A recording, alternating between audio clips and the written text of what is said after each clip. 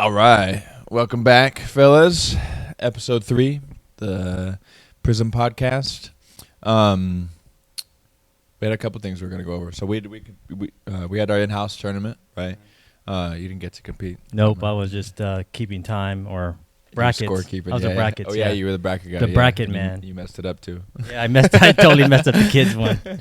We had a parent come in and they're like, hey, so he won. Why did he get the medal? And then I looked at Ian and he was like, looked at his list and he's like, oh, shit, we had to take the medal off the kid and give it to someone else. We should do that one meme, you know, that Thriller one, and they go, oh, shit.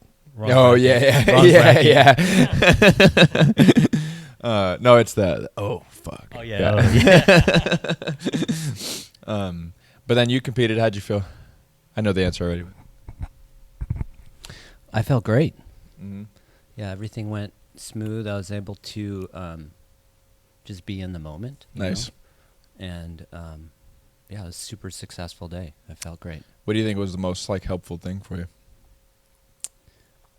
Well, the whole process of it, as far as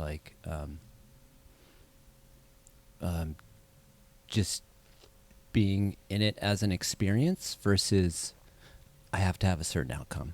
So kind of change, like a perspective thing, like the way you look at it. 100%.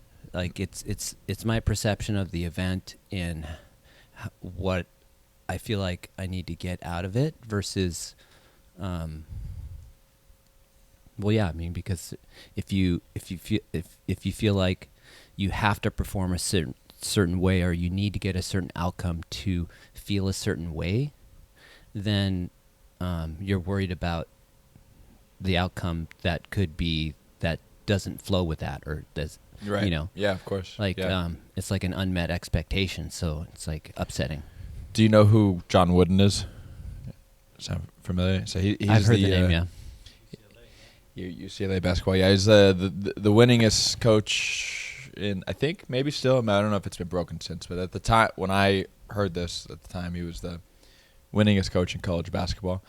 I think like 10 NCAA championships or something like that, and produced a bunch of the best. Kareem Abdul-Jabbar, Bill Walton, a bunch of big. Yeah, Reggie Miller, isn't that a football player? The three-pointer guy. Oh, I don't know anything about basketball. I just read his books. I don't know anything about the basketball itself, but Bill Walton went there too, though, right? I said Bill Walton. Oh, Yeah. Mm-hmm. Anyways, his whole thing is like focus on, like, judge yourself on how well you prepared, not on the outcome. And it's interesting because you would think like, I don't know, but I want to win. You know what I mean? I got to be doing that. But he was like, if you did every single thing you could to prepare and you were like fully at your best and you did as good as you possibly can, then that's equally a win. As much as obviously it feels good to win and you can be happy to win, but it's equally as important to be. I mean, it's if you lose but you did your best and you prepared for your best, then that's, equally a victory. That's his stance. So it kind of aligns with what you're saying. But yeah, it's obviously it works. I mean, it works for him. It worked for his team. But produced a bunch of champions that way. Yeah, that's a great mindset. And like, even though I didn't feel like I was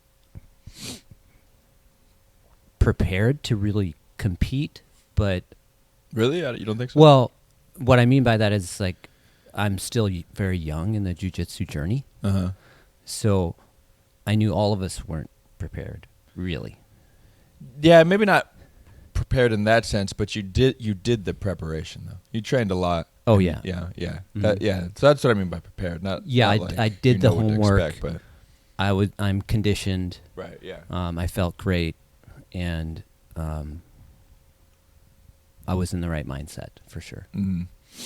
It upsets me when people go to sign up for competitions and then they don't train.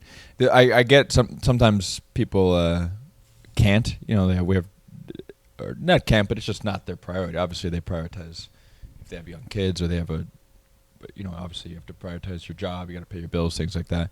But the people that sign up and then they don't do it, I'm like, oh, come on, man. Like, just don't sign up. Don't go compete. If you can't like commit to like, putting in the work or whatever, like just have fun. Just train in the gym, have fun. That's all you need to do. I was bummed, bro, because I was like, I was training for it too, man. I know, yeah, you were training. I was a like, lot. Jesus Christ, man. Like, the week before it, I was just like so bummed about it, man. I couldn't train. We'll do another one. But the good thing about it is like, I could recognize what the guys were doing. Like it wasn't. Remember we talked about like when you first start jiu-jitsu, it's like a whole different language.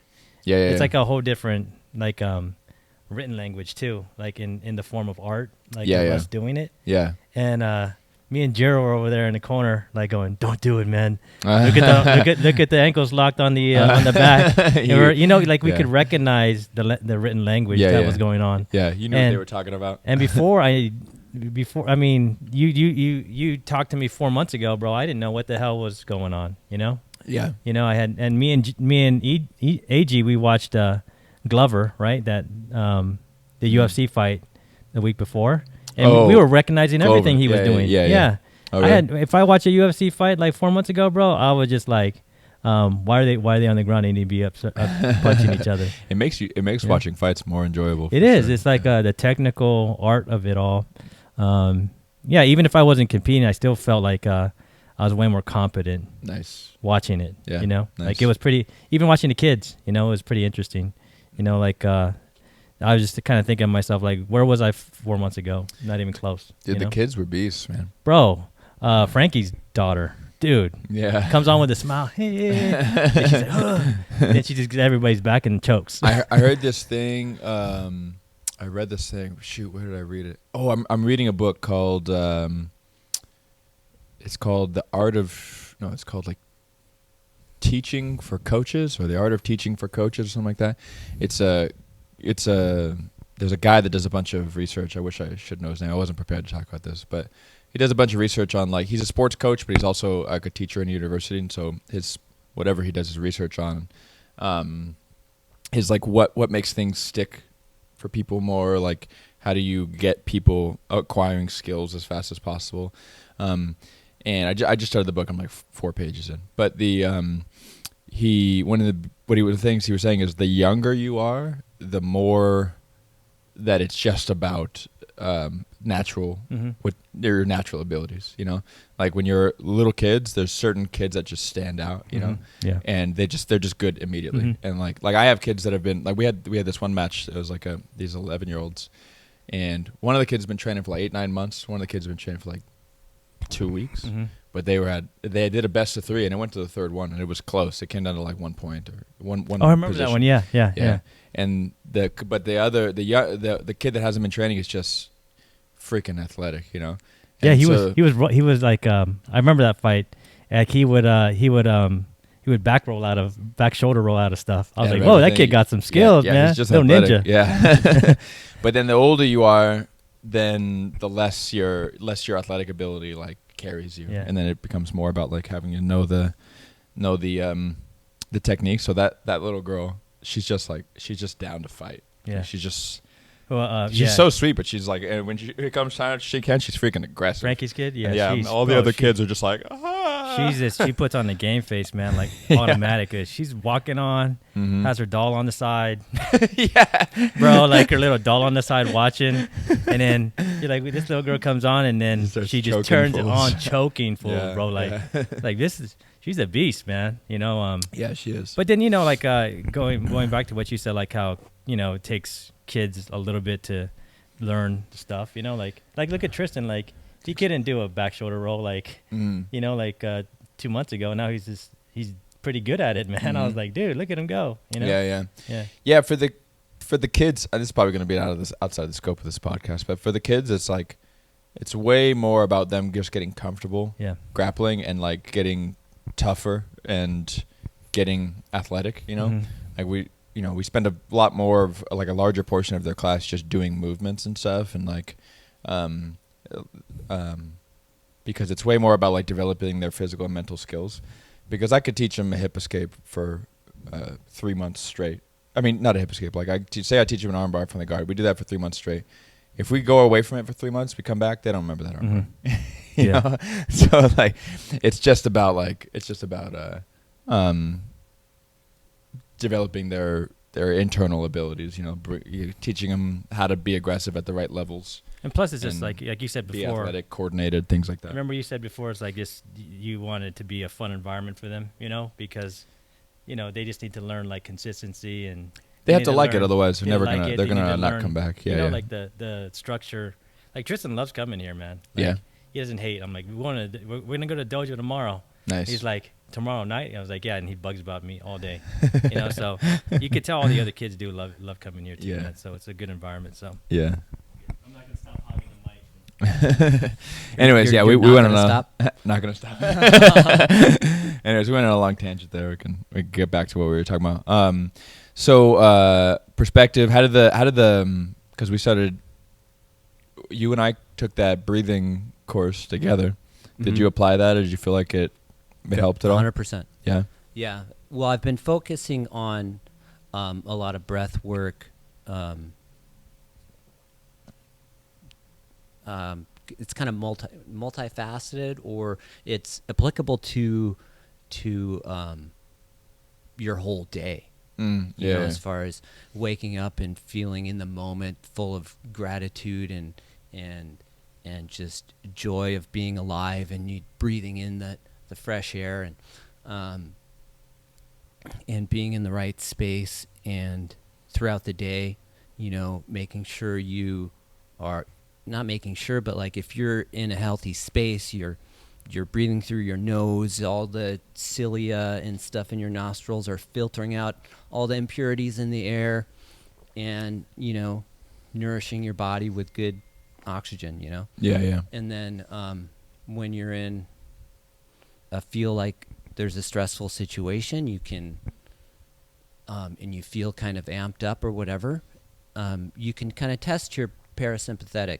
If you're going into parasympathetic, or if you're still in your, or if you're going into your sympathetic nervous system, which is your fight or flight, by testing the dominance of the air coming out of your nostrils. So when you breathe out, if you're getting amped up, you're right side dominant in your nostril, and if you're calm, in your parasympathetic, then you're left side dominant. Really? Yeah, and you can do techniques to get back in. Left side dominant. Yeah, you're good. I also need to blow my nose a little bit though. So that could be no, it changes. So, according to your the tone of your body, and you can get back by stimulating the vagus nerve. By, you know, getting into your belly breathing, and also nasal breathing with humming on your exhale. Yeah. So when you hum, it stimulates the vagus nerve, and that's what, kind of like the ohms. Exactly. Ohms. Yeah, ohms are the best, man. Yeah. You do so that. You get in ohming? your calm state. So because it massages your nervous system. So I was really focused in my matches to stay. Were you ohming between being on top or being on the bottom? No, it was more like in between my matches, and then. I don't know that there's like as much of a place for it like during the match. I feel like it's more of a preparation thing. It's I've seen people that do it when they roll, but. No, just breathing stuff. Yeah, like during the roll.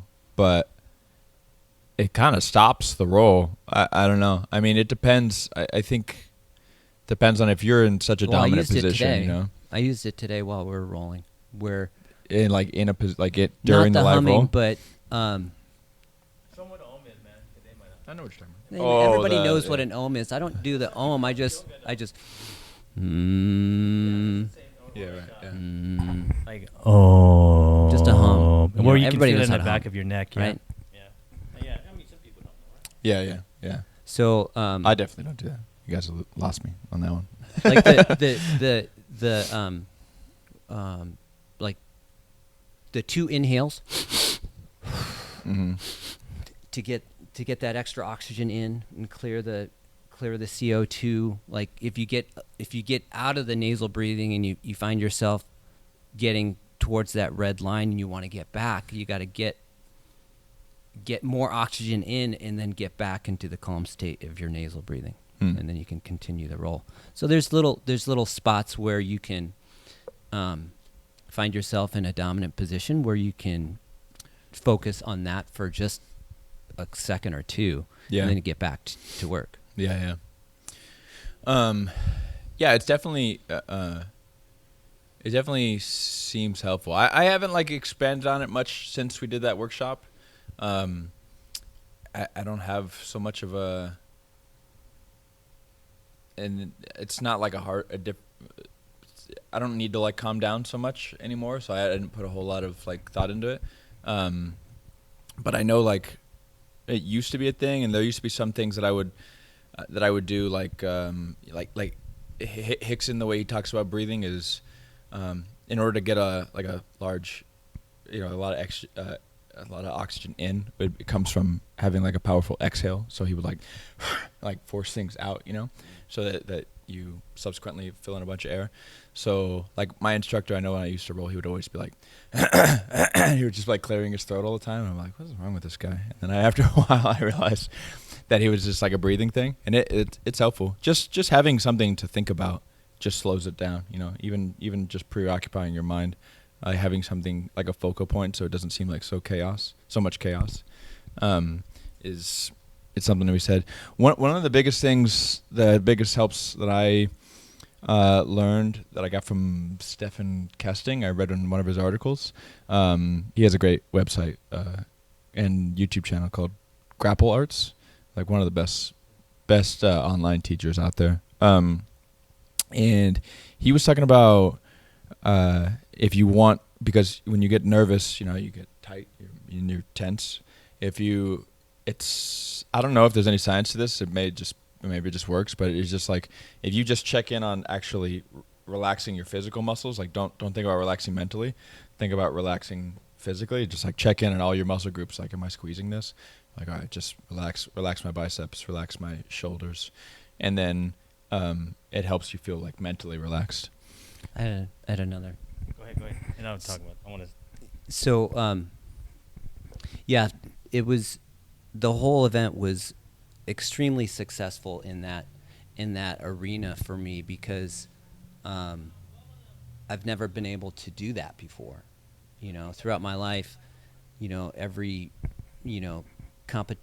competitive event or testing process, like I was in the military, and then you do your skill testing there.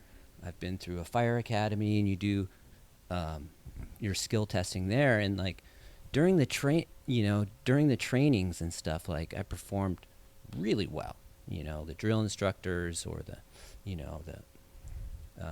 instructors at the academy were like, man, this guy's on point.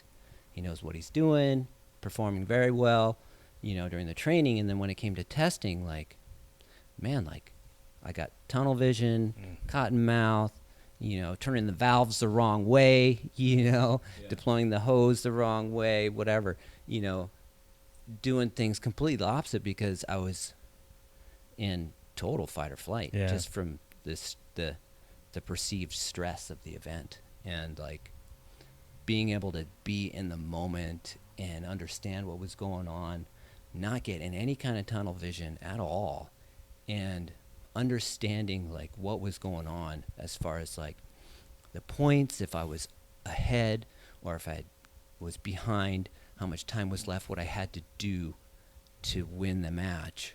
I knew what to attempt to do to win, and it worked. And that was great. And I've never been able to do that. But I think that part of it, the one thing you teach us always to do, like when I first started, and I would be like wrapped up, like someone's got me in like side control or my mount. You would always say, what's the first thing you got to do? You used to say that to me, like you got to figure out the first thing you got to do. Oh yeah. And one problem at a time, but then it helps you get out of fight or flight, because you go from I used to be a therapist, so you see we used to call that going, you would work bottom top, right? Bottom top means you're working for your amygdala rather than your top. But when you say... You lost me, what?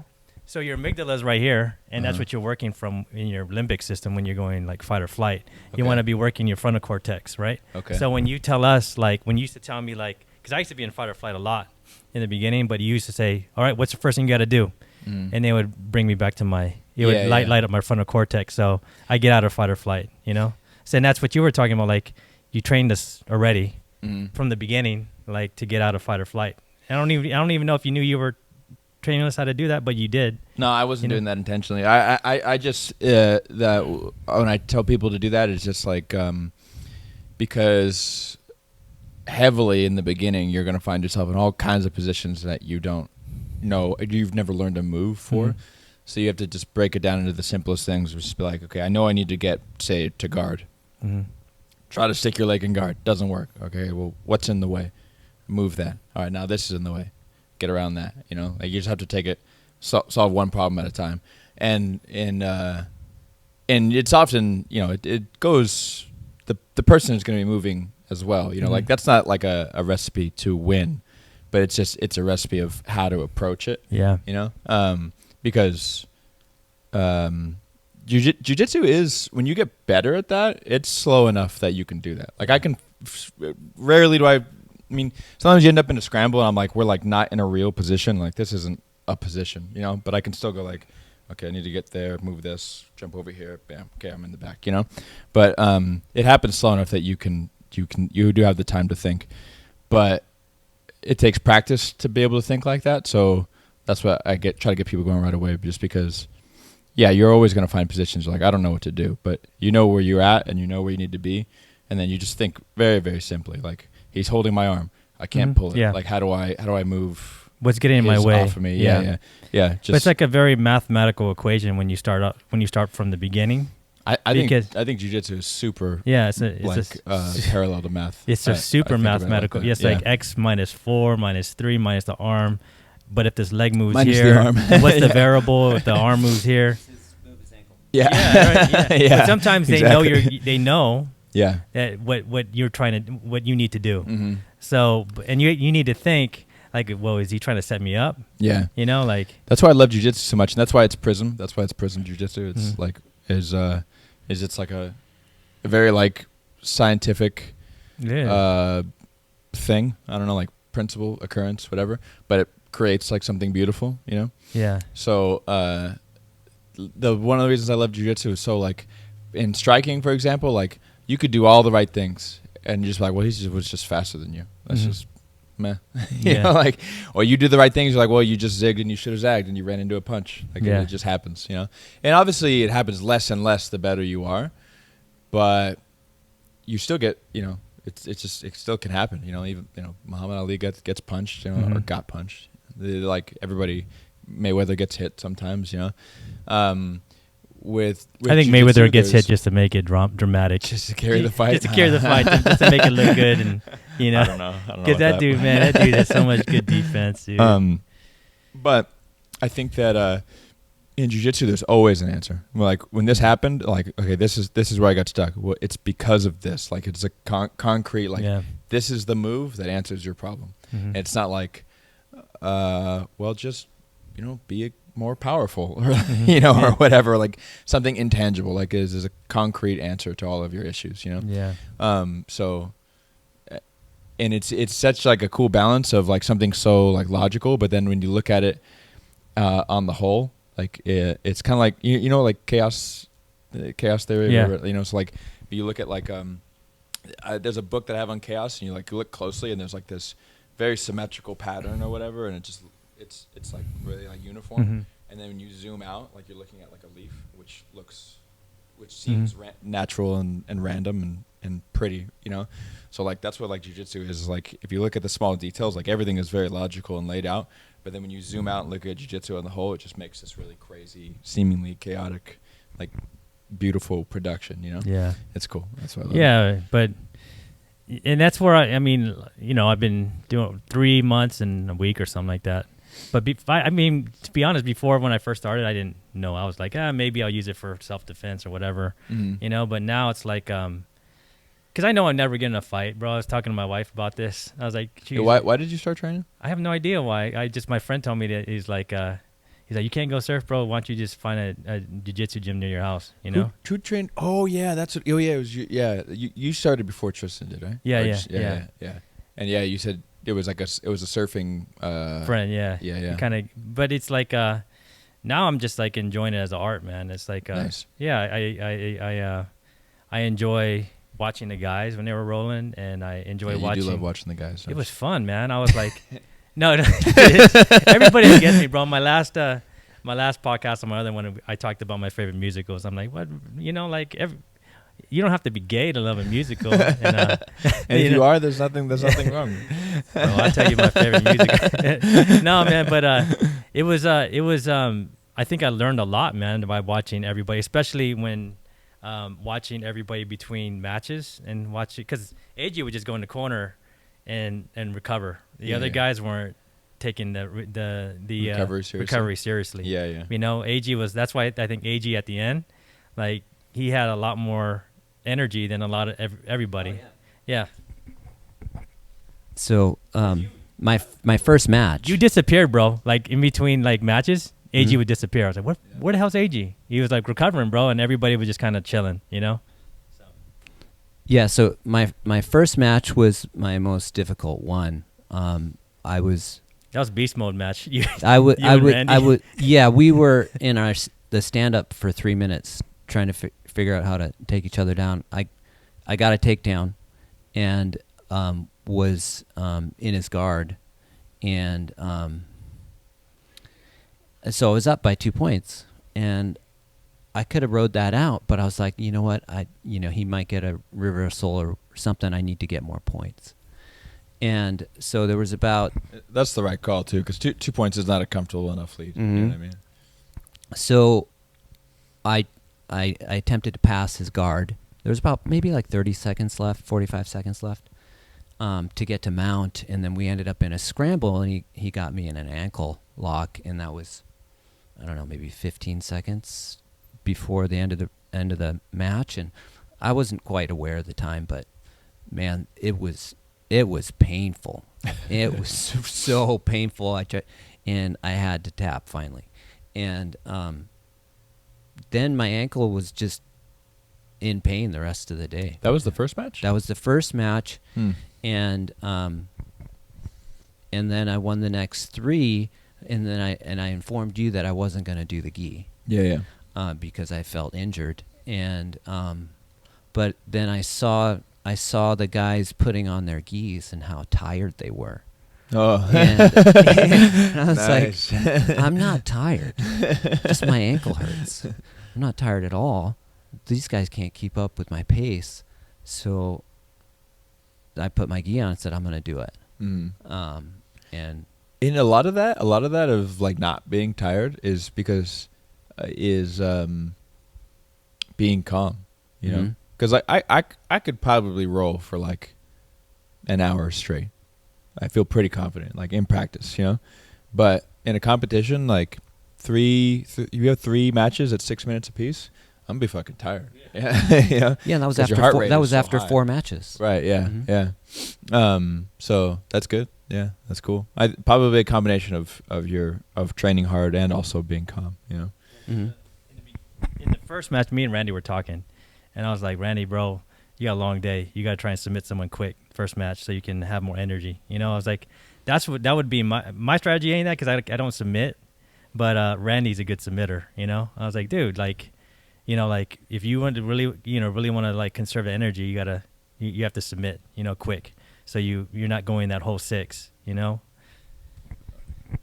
Yes and no. It depends on it depends on who your match is, because but these 2, I was like, they're the first 2 going at with each other. I was like, dude, that's the beast mode match right there. Yeah. I was like, damn. And it was almost entirely wrestling too, or not wrestling but takedowns. So which is like, you know, the most tiring part.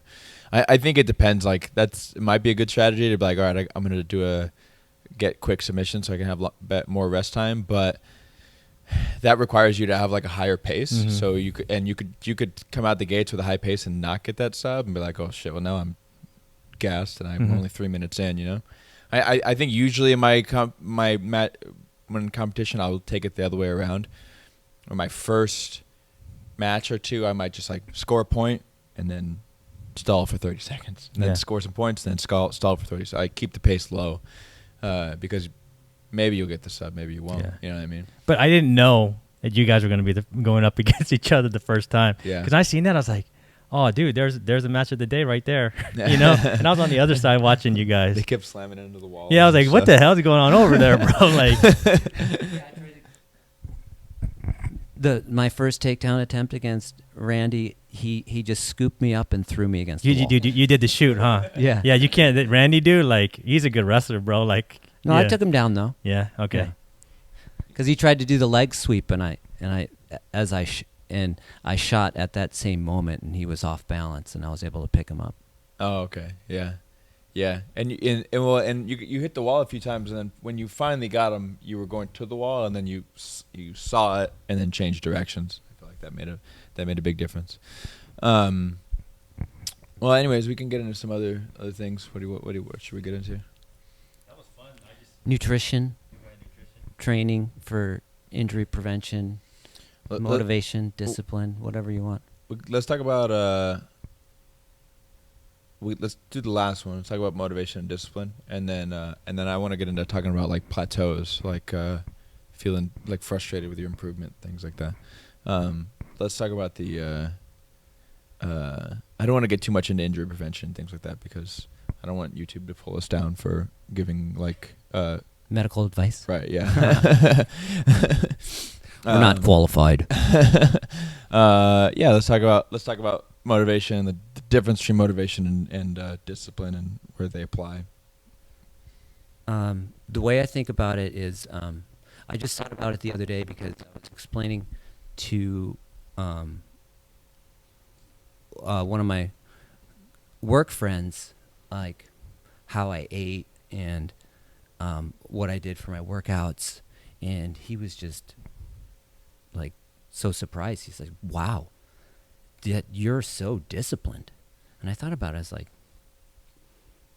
to me, I don't feel like I'm a disciplined person, because basically I do what I really just want to do what I want to do.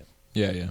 And to me, the term discipline means that you're doing something because you have to do it, because it's the right thing. It might not necessarily be the thing that you want to do, but to get the outcome you want, it's the thing you have to do. Right, right.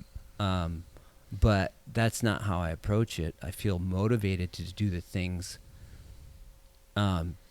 because of how I think about myself these days. Whereas like my body is made to house this wonderful, unique character that God gave me, that the universe, provided, and only the healthiest body is acceptable to house this thing, and that came from just fully accepting and loving who I am. And that was a long process to get to, because throughout my life, early childhood, I had a lot of wounding and some trauma that I had to deal with, and I didn't like myself. So I made bad decisions. I made decisions to cover up that pain, and so then I had to use discipline to find any success, but it wasn't sustainable, because like it came down to like I felt like I didn't deserve success. I didn't deserve good things.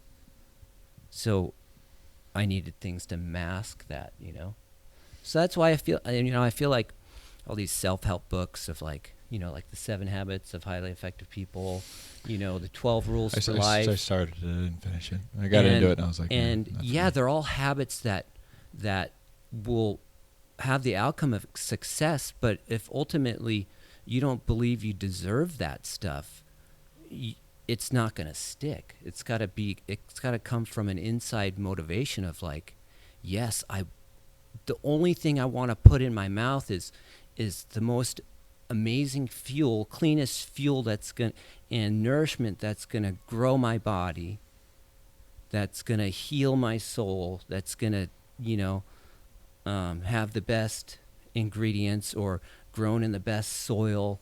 The energy is in that thing, and when I eat it, my mitochondria is going to give me the power to do things with the clean food. Yeah. I think that there's a time and place for both, because you definitely like need to have some discipline, or it helps to have some discipline when you're like, because everything that's exciting loses its excitement over long periods of time, and there was like, like when I started training and fighting, it was like very easy to, everyone said the same thing to me, like, dude, you're so disciplined. I was like, no, I'm not really disciplined. I'm just really obsessed. There's never like a battle, like, oh, I don't want to go to the gym. I'm like, oh, I can't wait. It was I couldn't wait to go to the gym, so it didn't take any discipline. But then, like 8-9 years in, it loses its excitement, like everything does. So, but I'm excited to come to the gym now, but it's not always like that. Like, it's not every day, So like there was times where I'm like, I need to be disciplined, but you have to like have a good reason, because there was also like points in my career, like before I came back to sport jiu-jitsu and I was still doing MMA, like I was going to practice off of pure discipline. Like I was not looking forward to it. It was, I was forcing myself every day, and I was like, dude, I'm not, because of that, I wasn't like happy to be there. And then I'm like, there's not even any light at this tunnel, because this isn't even what I really want to do. I really want to do jiu-jitsu, but my like pride was like, well, I can't, like, I've come this far. I haven't like failed. Like I have to keep going. So, but there was no like, sometimes you have to give up the immediate happiness, you have to use your discipline to give up the immediate happiness, because that there was a greater happiness. You know what I mean? Yeah, that totally works. And I agree with that, but like you said, I mean, sometimes that's not sustainable in the long run too, because it's not. So I think like I think discipline's like your I don't know, like your life raft or whatever, like you should be sailing on your awesome sailboat of motivation and like happiness, but then on the days where you're like, some days you just feel like shit, and then you need that life raft of discipline to fall back on. What's funny is those days I wake up and I feel weak and tired and I don't want to go to the gym. I remember that those are the days when I go into the gym and I make PRs. A lot of times, yeah, for sure, yeah. So I look forward to that, and if I hit one, I do. If I don't, I don't. But I'm in the gym, and it's amazing. Mm-hmm. Yeah. I think I've gotten through like phases in my life where I like prioritize discipline over motivation, and I'm at one now where I feel like being motivated is a better life. I've lived like parts of my life off of pure discipline, mm-hmm. and it's not any fun. I wasn't happy. Because I wasn't happy with that part of my life. I was happy, I have a good marriage and things like that. But the approach comes from love. Yeah. Versus fear. Yeah, for sure. Yeah. I mean, you like I've heard, I can't even like think of how many people, like hugely successful people, Elon and Steve Jobs and all those people were like, if you don't love what you're doing, then there's no amount of discipline that's gonna get you past it. Yeah, you have to love it, because if you force yourself to do something and then you get done with it and you're like, oh well, I didn't even gain any happiness out of that. There are some things like for nutrition, for example, like I love KFC. You know what I mean? I love it. That's not the love I was talking about. Yeah. No, but no love for Popeyes, bro. I love Popeyes too. I don't discriminate. I love it all, dude. I love Taco Bell. I love Crunch Wraps, but I am only happy like for 3.5 minutes.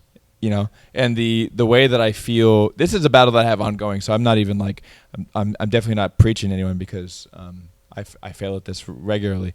But I know that if I have the discipline to give up the immediate happiness, I'm literally less happy throughout my day because I feel like shit. I'm just like, oh my God, like I'm tired, and then I'm cranky because I'm tired, you know.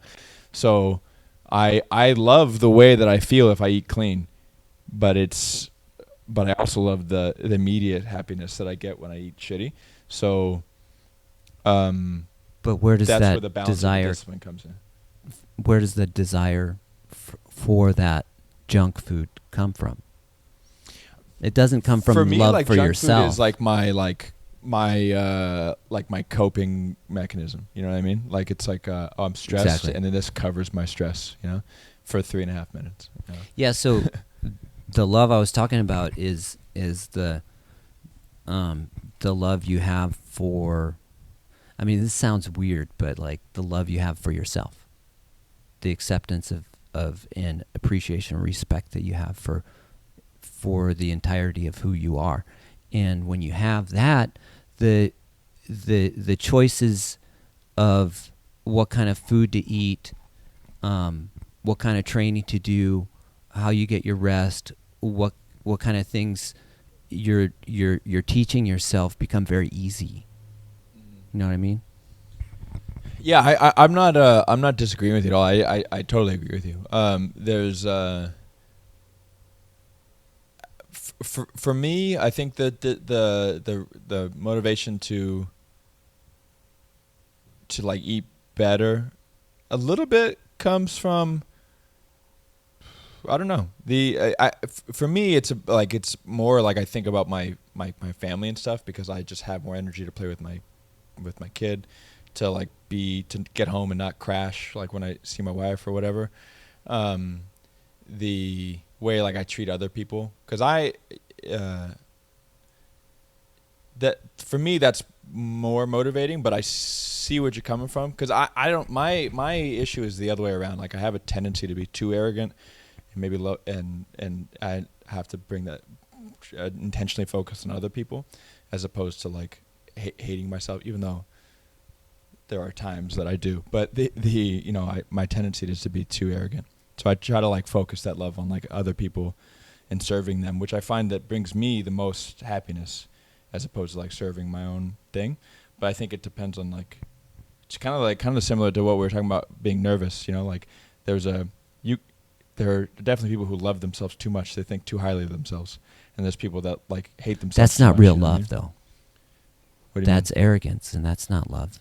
And that stems from, that's from actually self-loathing, where deep down inside, you don't actually feel good enough, so you project that you're better than others. That's a good point. Yeah. Yeah, I think, yeah, that could be for sure. Makes sense. So the true self-love is an outward, it manifests in an outward love of everybody else. You know, like, you know, what Joe Rogan says is like be as nice as possible to everyone you meet. And that is really loving yourself.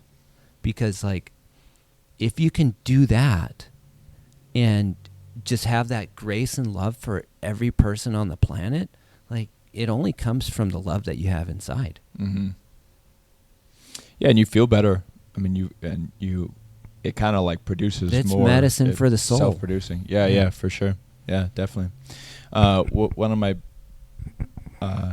old training partners, buddies back in Denver, used to say, like, because he would help the less experienced guys, and you're like, oh, dude, thanks for doing this, whatever. He's like, oh, well, I'm not, like, there's no selfless act, because it just makes me feel good anyways. You know what I mean? So, yeah, doing things for others, for sure. Yeah. Produces that about yourself. I mean, because I live in Hawaii, you know, for, you know, not a majority, but maybe a quarter of my childhood. And one thing I learned there is, like, live aloha. You know, like, always live. Aloha means just welcoming, love, goodbye. I'll see you again. You're my, it's living aloha, and that's kind of what I always try to do, man. It's like it's something that's always been passed on to me, by my uncles and my aunts. Is always just like live aloha, like it's just a way of living, I guess. And I try to, it's just part of me and who I am, and it's hard to understand, if you're not from Hawaii, because it's if you go to Hawaii, man, if you're if you're in Hawaii and you meet, like, even if you're a tourist or a haole, right, like whatever, and which means like this means outside. I was a haole too, bro. Like when I first moved there, like they were calling me haole, bro. I'm like, doesn't it like just means outsider? Doesn't it literally mean like something about like you don't have a soul? Soulless. It means soulless. Yeah. It means soulless. Yeah. But a real Hawaiian, bro, a real Hawaiian, if you meet him at like at the market, and you're like a tourist, they'll be like, we're having a luau tomorrow. You can come. Everybody's always invited. You think? Yeah. Yeah. My mom my mom lives aloha, bro. Like we'd be having strays at our house all the time when I was a kid, bro. Like who's this haole, bro? Like, why you bring her? I think it depends, man. Because I feel like that's not. If you go to Oahu, it's different. Yeah. If you're on the other islands, it's because Oahu's like the touristy spot. It's right? California, bro. It's California on the island. Yeah, that's the big city and stuff. Yeah, right? so that's what we call like town, right? Like it's the whole thing's town. Yeah.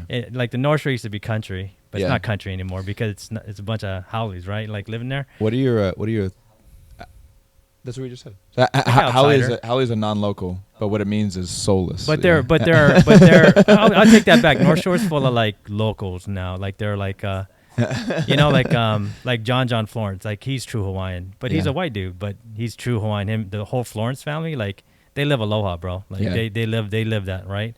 Jack Johnson, Jack Johnson, that doesn't sound Hawaiian to me. Yeah, they don't. He's from the North Shore. Is he really? Yeah, he used to surf with Kelly Slater and all those guys at Pipe. Really? Yeah, until he got smashed and then he stopped. Oh, dang. But he started making crappy music. Yeah, but then, hey, man. But then, you were in a Jack Johnson shirt. But then his music's total aloha. You know, I know that I'm in the minority when I say I don't like his music. Yeah, He's super popular. But you don't have to be, Hawaiian to live aloha. It's just like it's a way of life, and that's kind of what you were talking about too. Like the way you treat others is the way you treat yourself. Yeah. So. What are your thoughts on BJ Penn? I like BJ Penn. BJ Penn lives aloha, man. Yeah, but he had comes from any interactions, bro. With him, but he comes from the Big Island. I'm from the Big Island, bro. He's running for governor. Yeah. There's just very here in Neo Mainland we call it like machismo in the Big Island. Right. Everybody. Have you had any interactions with him? Have you ever run into him? No, man. I mean, I grew up in Nalehu, so it's in between Kona and Hilo, and he lives in Hilo, is on the other side of the volcano. Okay. But I played it. But we played those guys. We played them in basketball. Like I forgot the academy that's there. Yeah. And they're a bunch of country boys too, man. Dude, I want to share a story. What time is it right now? Yeah, we got about 10 minutes. Yeah. So I've met BJ, and but he's very Big Island Hawaiian. Like his attitude is very common. Like tough very boy down tough, the scrap. but love. Because you could feel it, right? Like he's a very tough guy, but you could feel a very tenderness about him too, right? Like that's very Hawaiian, male Hawaiian. Yeah, I'm gonna ruin your whole. Go ahead. Okay, I'll put down the mic. The only I know BJ Penn through the Joe Rogan Show podcast. That's it. The listeners interview. Yeah. So I met him in person through some work. Well, I used to work for the UFC gym, and he has the UFC gym. So we did like a corporate thing, and we went out to some event, and I met him in person, and it seemed fine. He seemed like very like wrecked, like to look at him and to hear him talk. He was pretty wrecked. Just like long career, probably seemed like there was some substance abuse going on. Just looking at his face, things like that. That was my opinion. Could be not right. Could be right. Could I'm be not wrong. saying he did it, but on the Big Island, meth is a very big thing. You Yeah. know? It's a very big thing, especially like no, I'm just keeping I want honest. to say all of these things. All of these things are. I don't know if he did drugs, but I looked at him, I'm like, bro, you seem wrecked. His dark eyes, like, just look real unhealthy, you know, like was real, like, not too sharp, you know. And I don't know if I want to tell this story, man. It's a great story, but it's like, it's not my story. So like, someone told me. It's hearsay evidence. It is entirely hearsay. So like, yeah, it's entirely hearsay. So maybe we should skip it. Should I tell you off? Come to prison. Maybe I'll tell you off camera. Maybe I'll tell you off podcast. Let's just say that, like, someone told me a story. I'm not gonna, definitely wasn't gonna mention any specifics of like names and places and things like that. But I'll give you one element of the story was that randomly BJ pulled up, offered them a ride because it was offered them a ride, and jump in the truck. BJ takes a swig out of his handle of vodka and then we're like, all right, cool.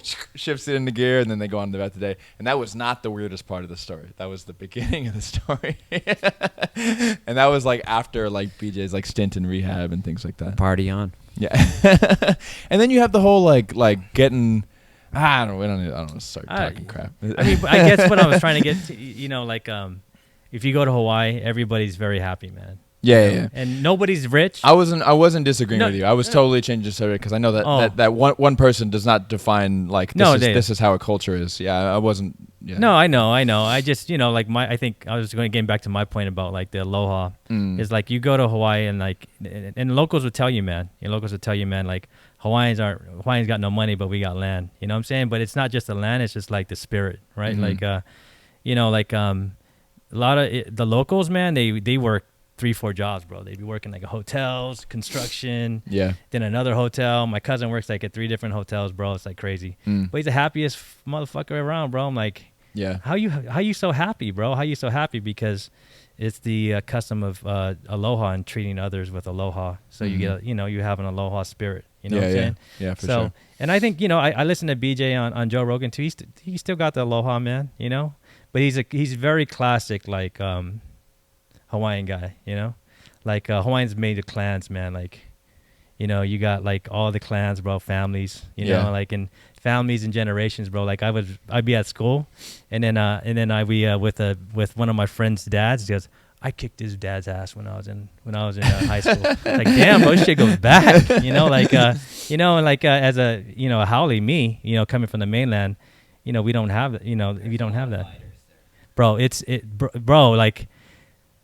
It's crazy, man. You go there and like it's not just fighting though, man. You got to go get the whole clan. You know, like the whole clan shows up, bro. It's like the samurai spirit is strong over there. It's very clannish, bro. Like you fight a brother, bro. You gonna fight a brother? You have like 5 brothers watching, and they're all older than you, and you're like, oh shit, you know. So, all right, well, let's wrap this thing up. We're gonna get ready for the next class here in a bit. All right, so if you want to subscribe to this podcast, right now we are exclusively on YouTube. So if you're listening to us now, you're on YouTube. So hit that subscribe button, like it, comment. We're going to do a question section if you're still with us. If you have questions, send them in. We'll answer them on the podcast. If you want to come train with us, Prism Jiu Jitsu on all social media platforms, come find us. If you want to follow me and anything that I'm doing in Jiu Jitsu, it's just at Nick Angeloni 155. AG? I'm just on Instagram, and I post some workout stuff and my photography. It's EIJI Photo 2.0. Yeah, and then you can find me. If you can find my other podcasts, good luck, man. But you can find me just my regular Instagram. Ian, it's EAN_510, and it's locked, but I'll let you in. Ian has a podcast also on comics and things of that nature. So check him out. I talk about musicals. Hood rat, musicals. Hood rat comics, right? Yeah, on IG. So if you're a hood rat, you want to do hood rat shit with your hood rat friends, give them a follow. All right, guys, we're out of here.